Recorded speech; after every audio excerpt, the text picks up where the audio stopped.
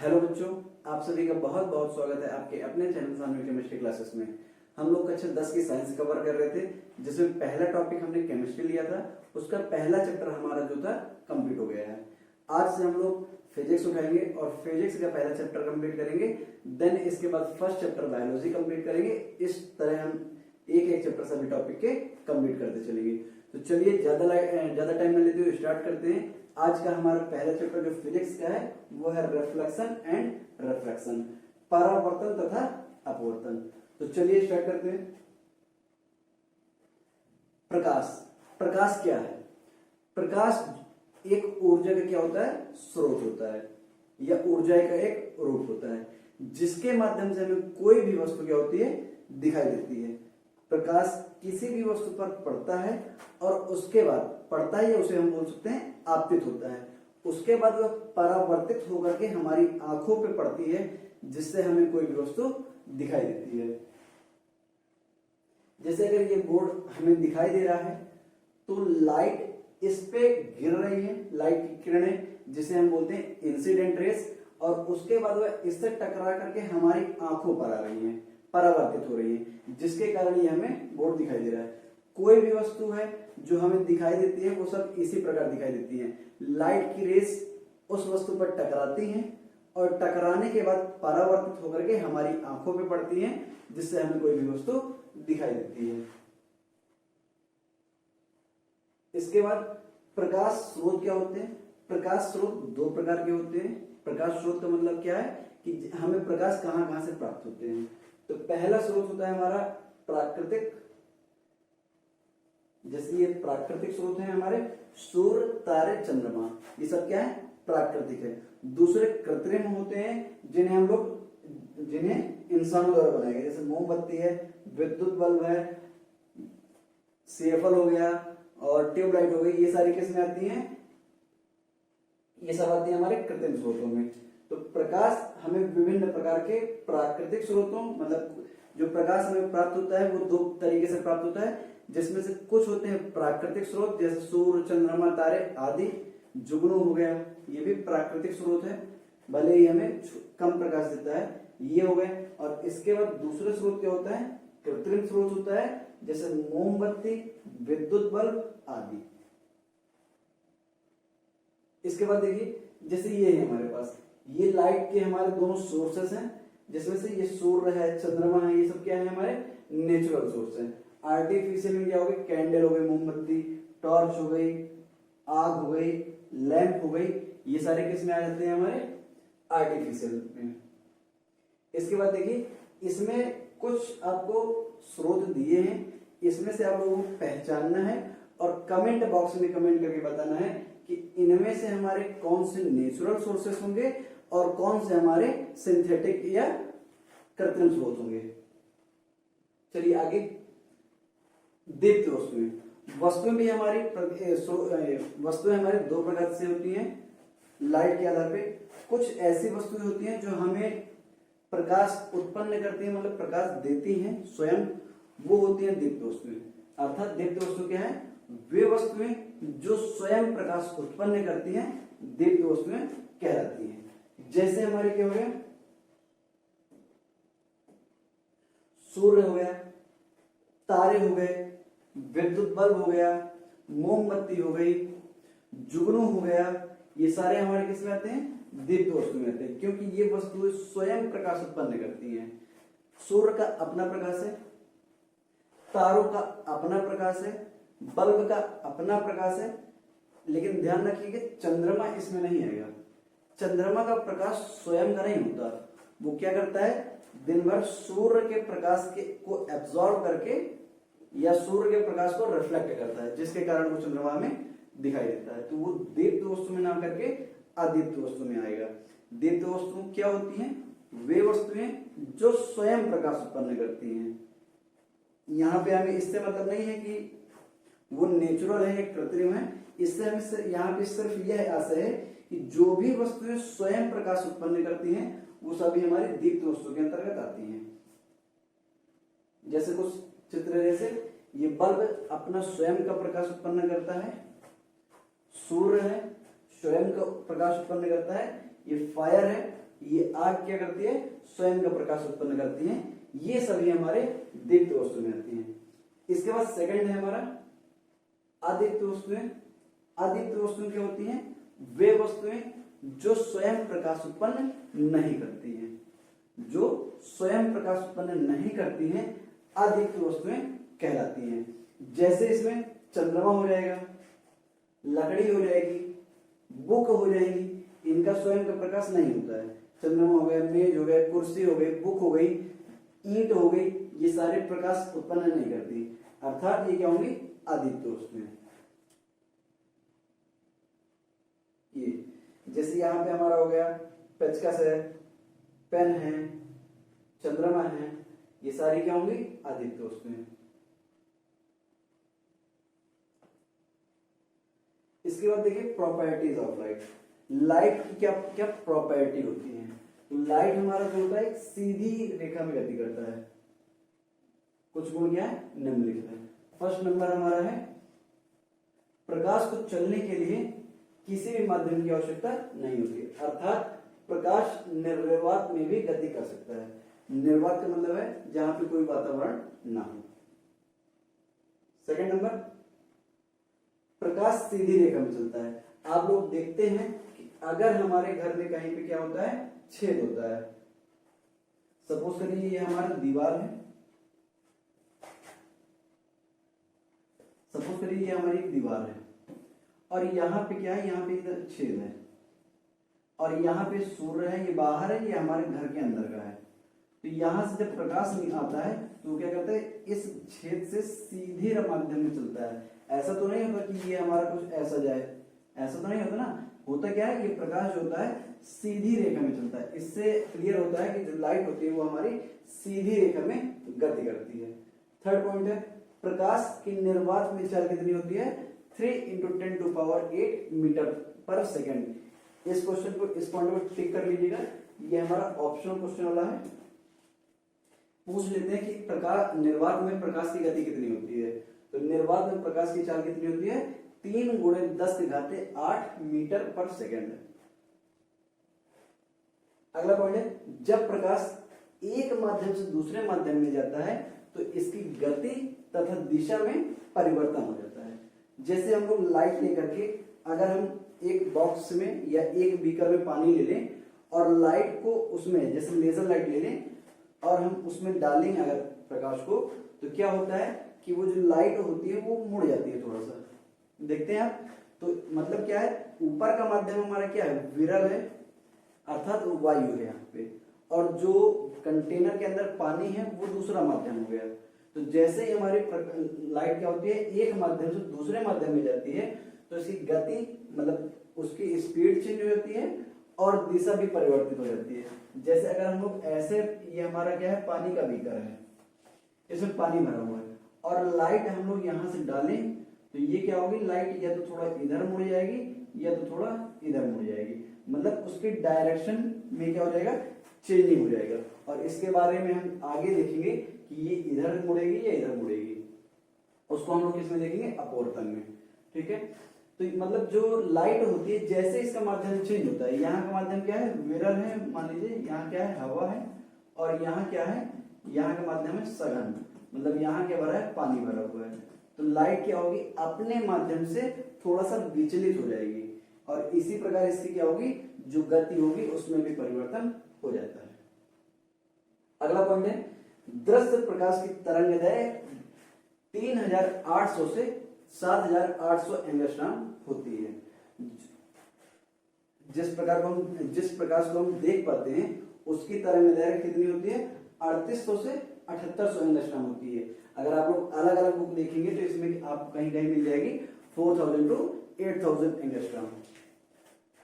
इसके बाद next point है हमारा प्रकाश विद्युत चुंबकीय तरंगों की भांति व्यवहार करती है। जो हमारा प्रकाश होता है वो विद्युत चुंबकीय तरंगों की भांति क्या करता है, व्यवहार करता है। अगला पॉइंट है प्रकाश चमकदार सतहों से परावर्तित होता है। जैसे कोई भी चमकदार सतह है, अगर वहां पे हम लाइट को डालते हैं तो वो क्या होती है, परावर्तित होती है। अगर ये इसे मैं कह दूं कि ये चमकदार क्या है, सतह है, और ऐसे लाइट डालूं मैं इसमें तो ये क्या होगी, ऐसे परावर्तित हो जाएगी। कुछ एंगल पे क्या होती है, जितने एंगल पे आएगी उतने ही एंगल पे चली जाती है, इसे बोलते हैं परावर्तन।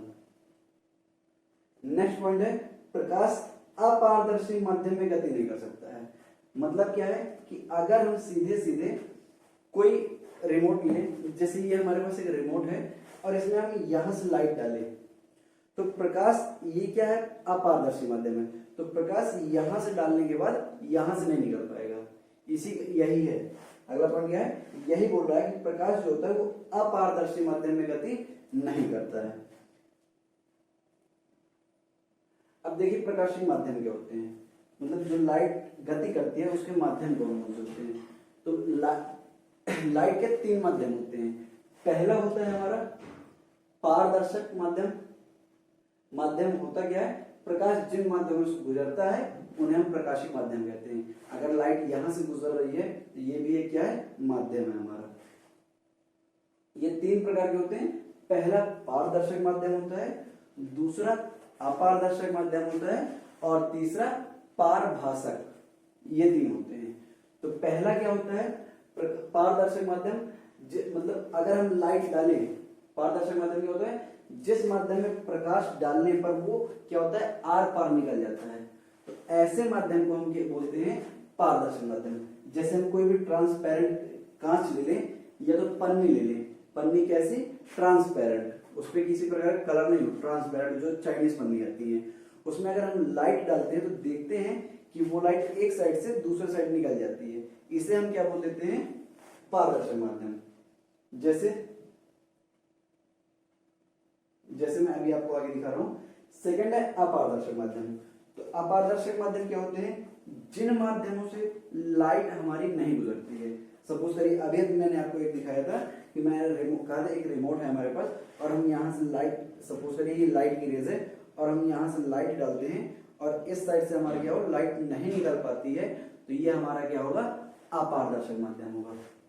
इसके बाद थर्ड माध्यम है हमारा पारभासक। तो कुछ ऐसे भी माध्यम होते हैं कुछ माध्यम तो होते हैं ऐसे जिसमें पूरी तरह से प्रकाश निकल जाता है, कुछ माध्यम ऐसे होते हैं जिसमें पूरी तरह से निकल जाता है, उसे हम बोल देते हैं पारदर्शक माध्यम। कुछ ऐसे माध्यम होते हैं जिनमें प्रकाश गति नहीं कर पाता, मतलब एक साइड से जाता तो है लेकिन दूसरे साइड से निकल नहीं पाता है, उसे हम बोल देते हैं अपारदर्शक माध्यम। और कुछ माध्यम हमारे ऐसे भी होते हैं जिसमें हम लाइट डालते हैं लेकिन उसका कुछ भाग माध्यम क्या करता है एब्जॉर्ब कर लेता है और कुछ माध्यम क्या करता है निकलने देता है, उसे हम बोल देते हैं पारभासक माध्यम। जिन माध्यमों से प्रकाश का कुछ भाग ही आर पार हो पाता है उन्हें हम बोलते हैं पारभासक माध्यम। अब देखिए यहाँ पे हमारे पास एग्जांपल है। जैसे यहाँ पे हमने क्या लिया हुआ है, एक ग्लास लिया है, ये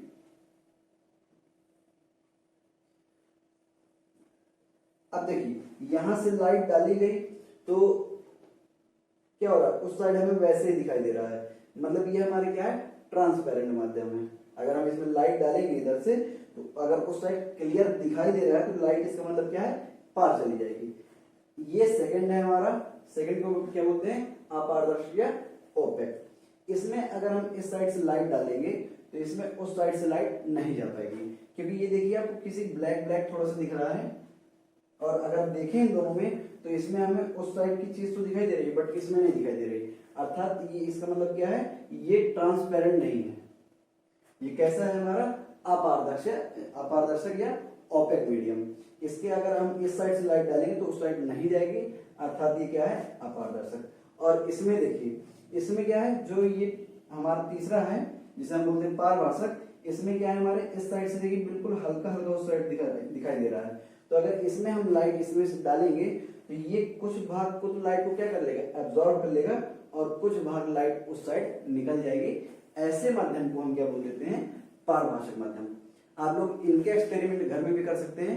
जैसे आप लाइट को एक बार पानी में डाल सकते हैं, दूसरी बार क्या कर सकते हैं, ये तो पन्नी से प्रवाहित वो करके देख सकते हैं, पन्नी हाथ में लेकर के वो भी ट्रांसपेरेंट ऐसे लाइट डालिए तो आपको इस साइड से दिखाई देगी। दूसरा आप ले सकते हैं किसी भी कोई भी लकड़ी ले लें या बुक ले लें या दफ्ते ले लें, उसमें लाइट डालें, वो सेकंड हो जाएगा हमारा अपारदर्शक माध्यम। और तीसरे में हम क्या करेंगे, कोई भी पेपर ले लें और उसमें ऑयल लगा लें और उसमें से अगर लाइट डालते हैं तो वो हमारा हो जाएगा पारदर्शक माध्यम। इसके बाद देखिए प्रकाश किरण पुंज क्या होती है। तो जो भी लाइट की एक रे होती है, किरण, जब प्रकाश किसी पारदर्शी माध्यम से होकर गुजरता है तो इसे प्रकाश की किरण कहते हैं। जब भी क्या करते हैं, अगर हम लाइट डालते हैं और वो पारदर्शक माध्यम से, पारदर्शक माध्यम का मतलब क्या है, जिसमें लाइट हमारी गति करती है, उसमें से होकर के निकलता है, ये गुजरता है, तो इसे ही हम प्रकाश की किरण कहते हैं। और इन किरणों के समूह को हम क्या बोल देते हैं, प्रकाश किरण पुंज। सपोज करिए जैसे मैंने यहाँ पे ये रखा हुआ है, ये क्या है, हमारे कांच का टुकड़ा है। अगर मैं इसमें से एक किरण डाल दूं और ये क्या हो, इस साइड चली जाए, तो इसे हम बोलते हैं प्रकाश की किरण। और इन्हीं किरणों के समूह को हम क्या बोल देते हैं, अब जैसे कई सारी इसमें ये किरण डाल दी गई तो इन्हें हम बोलते हैं लाइट बीम, ये लाइट रे बीम। इन्हीं के समूह को हम क्या बोल देते हैं, प्रकाश किरण पुंज। अगर एक किरण एक ये इस तरह जा रही है तो इसे हम बोल देते हैं रे, प्रकाश की किरण। और जब इनका समूह हो जाता है, कुछ ऐसे ही बहुत सारी हो जाती है, तो इसे हम क्या बोल देते हैं, प्रकाश किरण पुंज। अब देखिए ये जो प्रकाश किरण पुंज होती है, ये हमारे 3 प्रकार की होती है। पहली क्या होती है, पहली होती है अभिसारी प्रकाश पुंज, दूसरी होती है अपसारी, तीसरी होती है समानांतर। तो प्रकाश की जो किरण बीम होती है, लाइट रे बीम, ये 3 प्रकार की होती है। पहली होती है कन्वर्जेंट बीम, सेकंड होती है डाइवर्जेंट, और थर्ड होती है हमारी पैरेलल बीम। फर्स्ट देखिए, जब प्रकाश की सभी किरणें किसी एक बिंदु पर मिलती हैं या मिलती हुई प्रतीत होती हैं, तो उसे हम बोलते हैं अभिसारी प्रकाश पुंज। जैसे सपोज करिए ये किरण ऐसे जा रही है, ये रेज, ये किरणें कुछ ऐसे जा रही हैं, तो ये हमारी क्या हो रही है, किसी एक बिंदु पर मिल रही हैं। तो इन किरणों को हम क्या बोलते हैं, अभिसारी प्रकाश पुंज। ये हमारी क्या है, अभिसारी